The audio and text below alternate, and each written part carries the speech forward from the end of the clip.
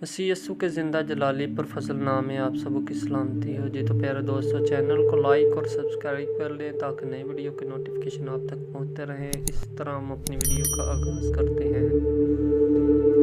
پس جب کہ مسیح نے جسم کے اعتبار سے دکھ اٹھایا تو تم بھی ایسا ہی مزاج اختیار کر کے ہتھیار بند بنو، کیونکہ جس نے جسم کے اعتبار سے دکھ اٹھایا اس نے گناہ سے فراغت پائی، تاکہ آئندہ کو اپنی باقی جسمانی زندگی آدمیوں کی خواہشوں کے مطابق نہ گزرائے، بلکہ خدا کی مرضی کے مطابق، اس واسطے کہ غیر قوموں کی مرضی کے موافق کام کرنے اور شہوت پرستی، بری خواہشوں، میخ خواری، ناچ رنگ، نشہ بازی اور مکروہ بت پرستی میں جس قدر ہم نے پہلے وقت گزارا وہی بہت ہے۔